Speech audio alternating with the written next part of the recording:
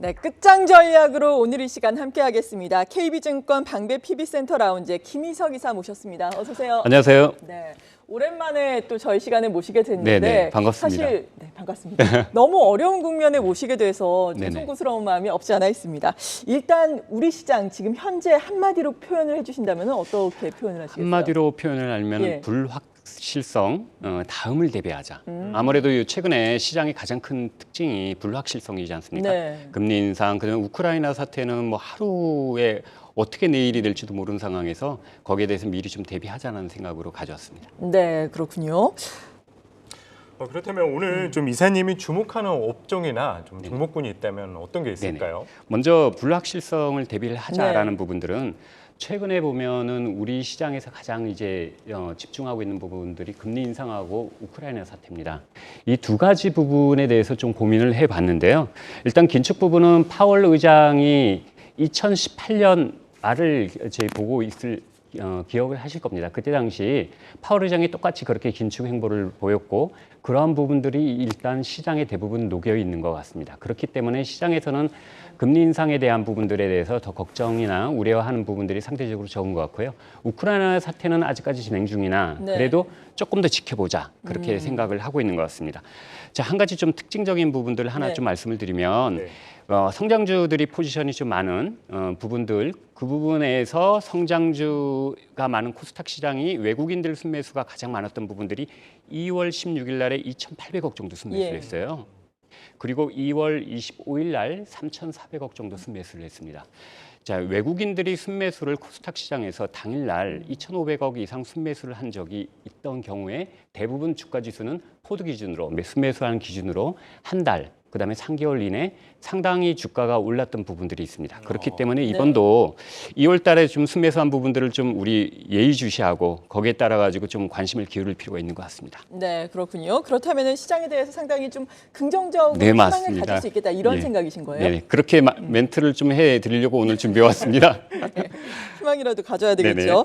그렇다면 시장에서 주목해봐야 할 이슈들은 또 어떤 것들이 있는지 궁금한데요. 내일장 키포인트로는 어떤 걸 가지고 계세요? 예. 일단은 먼저 가장 큰 부분이 최근에 1월, 2월 달에는 금리 인상을 아까 조금 전에 앵커님 말씀하셨지만 네. 금융 업종들이 좀 강세였고 2월 달에는 저희 선진국들을 대상으로 리오프닝 관련주들, 그다음에 최근에는 이제 가장 각광받고 있는 것들이 또 이제 신재생 에너지 있지 않습니까? 네, 그렇죠. 그 다음이 뭘까? 일단 3월 4일, 5일 그러니까 다 바로 며칠 후입니다. 4일하고 5일 날 중국에서 중국 양해 전인대가 이루어집니다. 네. 자, 전인대가 이루어지면서 중국에서 어떤 부분들을 가져올 것인가 하는 것을 투자의 아이디어입니다. 중국 양해나 전인대를 통해서 경기 부양에 대해서 본격적인 시그널이 나올 것 같고요. 중국은 올해 2022년 GDP가 5.3에서 5.5% 정도 증가할 것으로 보이는데 이러한 부분들에 대해서 중국 정부는 좀 생각이 많을 것 같습니다. 네. 특히나 경기 부양을 통해 가지고 특히나 인프라 투자를 통한 경기 부양을 나타내야지만 되고 지방 채권 발행이 최근에 중국 정부에서도 있었는데 이러한 부분들도 거기에 기인한 걸로 알 수 있습니다. 네. 자, 그러면 인프라 투자가 과거에도 있었는데 이번도 같은 것이냐? 그렇지는 않고요. 일단은 신형 인프라 투자가 한 60%, 그다음에 기존에 있는 전통 인프라 투자가 한 40% 정도 됩니다. 신형 인프라 신형 인프라 투자라고 투자 좀 하면 생소하죠? 어떤 게 될까요? 네, 먼저 전통 인프라 투자는 기존에 알고 계시다시피 철강 화학 기계 업종이고요. 네. 그다음에 신형 인프라 투자는 5G, 빅데이터, 반도체 이런 종류입니다. 네. 그래서 여기 관련된 업종들은 대부분 이제 다음에 또 시간이 되면 그건 말씀을 드릴 건데요. 신형 인프라 투자 쪽에 조금 더 한번 이번에 투자 아이디어를 가져가는 것도 좋은 방법일 것 같습니다. 네. 그리고 파월 연준 의장의 의회 증언 같은 이슈도 있잖아요. 네네, 이러한 맞습니다. 부분은 어떻게 생각하고 계세요? 자, 파월 의장의 예. 2일 날이죠. 미국 시장 10시입니다. 2일 날 10시에 상원, 3일 날 10시에 하원에서 일단은 발언이 있습니다. 네. 자, 파월 의장이 1월 달에 FOMC 끝난 다음에 했던 멘트를 한번 보면요. 겸손하고 기민하게 할 것이다. 자, 이 부분은 상대적으로 최근에 이제 시장에서 파월 의장이 말한 다음에 이거를 굉장히 우호적으로 긍정적으로 해석하고 있는 상황인데 자, 최근에는 거기에 덧붙여가지고 우크라이나 사태 때문에 경기의 불확실성 때문에 이번에는 파월 의장이 50bp를 인상한다는 생각이 아니라 25bp에 대한 기대감도 있는 네. 상황입니다. 그러나 그때 2일하고 3일 날을 또 자세히 봐야 될 게 우리 2018년 12월에 파월 의장이 상당히 파월 멘트를 실수한 경험이 있습니다. 그때 당시 굉장히 공격적인 매파적인 발언을 하면서 그러니까 무질서한 긴축이라는 멘트를 했어요. 굉장히 공격적인 멘트를 했죠. 그 바람에 그때 당시 장단기 금리 역전도 있고 버블 붕괴 가능성도 있으면서 2018년 12월에 큰 폭으로 시장이 하락을 했었습니다. 네. 자, 이런 부분들은 우리가 또 간과하면 안 되겠죠. 그래서 이런 부분들도 일단 투자에 대했을 때 항상 생각을 하고 계시고 그러면서 이제 이번에 FOMC 내용을 좀 들어보는 게 나을 것 같습니다. 그리고 내일장 키포인트로 에너지 믹스 변화 지속 이렇게 네네, 나왔더라고요. 맞습니다. 이것의 의미는 어떤 건가요? 자, 에너지 믹스의 변화는 우리가 일반적으로 이제 기존의 석유, 예전에 우리 1900년대 초에는 석탄이었다가 그다음에 이제 석유로 됐고 석탄에서 석유로 가장 빨리 변화가 됐던 가장 큰 이유가 가격 급등이었습니다. 네. 그런데 이번에 이제 석유 가격이 급등을 했지 않습니까? 오늘 이제 100불 돌파했죠. 그렇죠. 자, 그러면 이제 여기 따라 가지고 신재생 에너지나 재생 에너지 그쪽 관련 쪽에 주목을 받게 되는데 푸틴이 지금 가지고 오는 여러 가지 러시아 정책들이 단지 그것뿐만 아니라 전체적인 부분에서 우리가 다시 한번 생각할 수 있는 기회를 가지게 될 것 같습니다. 특히나 이제 독일 같은 경우는 러시아로 완전히 그 천연가스 관을 다 했는데 이번에 큰 고민을 하지 않습니까? 그렇죠. 그래서 그 관련주들 급등을 하고 그랬는데 이런 것들이 일시적인 부분들이 아닌데 기조적인 부분들. 으로 연속이 될 가능성이 있고요. 특히나 이제 미국 바이든 정부 같은 경우는 중간 선거를 앞두고 유가의 급등을 또 원하지 않습니다. 네. 그러면 신재생 에너지 중에 대체 에너지 쪽을 또 우리가 발굴을 해야 되고요. 특히 또 우리나라로 보면 새로운 정부의 지금 현재 이제 대선을 앞두고 있지만 대선의 공약주 중에 상당 공약 부분들이 신재생 부분이고 그렇죠. 이걸 맞물려서 보면은 이쪽에 좀 이제 에너지 믹스, 에너지의 그 관점을 우리가 조금 바꾸자는 부분이고요. 네. 특히 최근에 한 며칠 사이에 좀 많이 올랐습니다. 그래서 제가 국제유가가, 이 내용을 좀 가져오면서 이 부분 중에 포드 기준으로 올해 실적 기준으로 PR이 한 10배 정도면 그래도 조금 시청자들한테 말씀드리기 편할 것 같다라고 해서 가져온 게 한 3개 정도 기업이 있고요. 태양광 네. 쪽은 OCI입니다. 포드 기준으로 해서 한 5배, 6배 정도 됩니다. 오늘도 좀 올랐는데 뭐 일단 숨고르기 하거나 이럴 때는 펄을 보고 좀 관심을 가질 필요가 있고요. 조선기자재 쪽에서는 한 10배 정도 나오는 한국카본이 있습니다. 한국카본, 그다음에 수소 쪽에서는 효성 첨단 소재가 아직까지 한 8배 정도 나타나고 있기 때문에 이런 쪽은 관심을 가질 필요가 있습니다. 네, 파월 연준 의장의 발언이라든지 에너지 믹스 변화라든지 시장의 주요 변수들 살펴봤는데요. 그렇다면 좀 구체적인 투자 전략 어떻게 보시나요? 예, 앞으로는 조금 이제 시장에 대해서 가치주 쪽에서 조금 고민을 해봐야 될 것 같습니다. 네.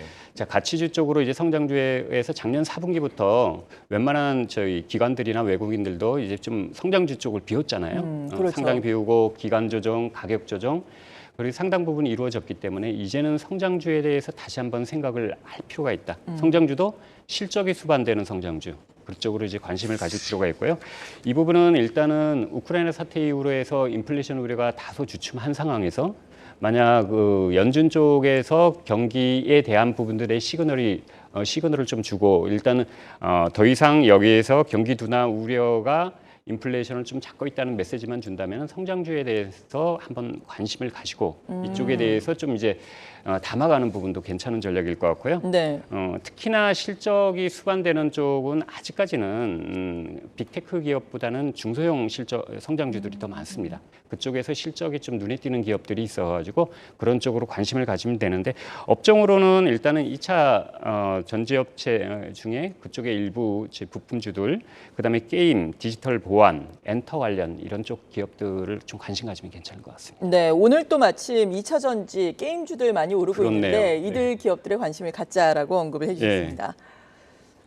네, 그리고 마지막으로 이사님께서 주목하는 그렇다면 종목에 있다면 어떤 게 그렇죠. 있으세요? 그쪽에서 투자 아이디어를 좀 가져왔는데요. 네. 결국은 성장, 실적이 수반되는 기업들을 한번 가져오고 거기다가 최근에 또 러시아 우크라이나 사태에 사이버 보안이 문제가 되지 않습니까? 그렇죠.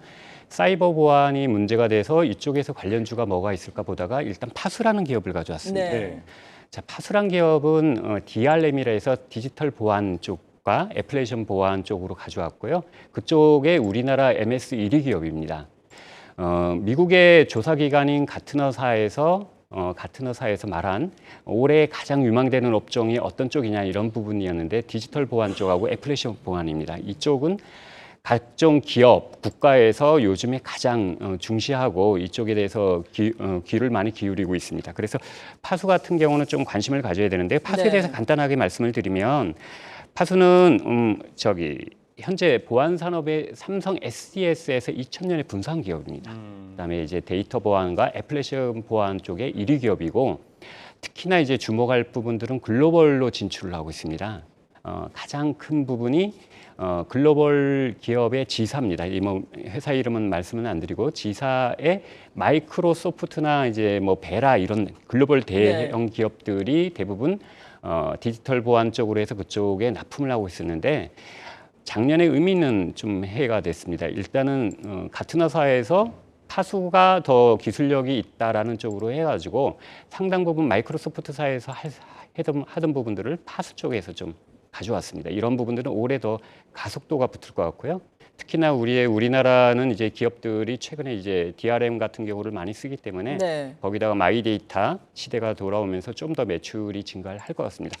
작년 매출 기준으로 보면은 의미 있는 한 해가 됐습니다. 사상 최대 실적을 보였고요.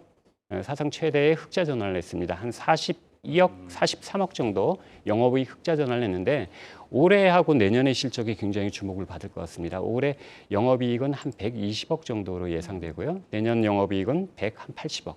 그러면 한 170%에서 한 300% 정도 증가하는데 자 이렇게 증가하는 원인은 뭘까요? 라고 생각을 했습니다. 네. 그런데 이 기업이 대부분 R&D 인력들이 많습니다. 인건비에 차지하는 비중이 많다 보니까 매출이 증가하는 부분들이 대부분 영업이익으로 귀속이 됩니다.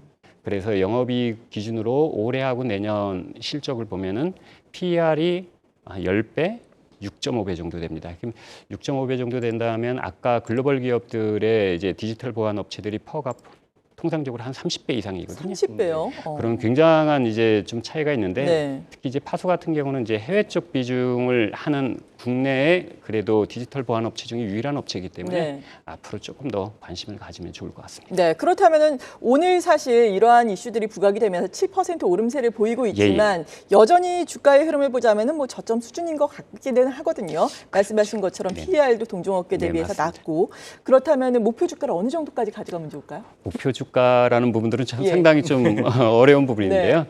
저희가 보기에 이제 30배 정도가 적정 이제 글로벌 퍼니까 거기에 한 30% 할인해 한 20배에서 25배 정도 네. 네, 그 정도면 적정하지 않을까 싶습니다. 네, 네. 그렇군요. 네. 오늘 주목할 종목 파수에 대해서 알아봤고요. 지금까지 KB증권 방배 PB센터 김희석 이사였습니다. 오늘 말씀 고맙습니다. 고맙습니다. 감사합니다.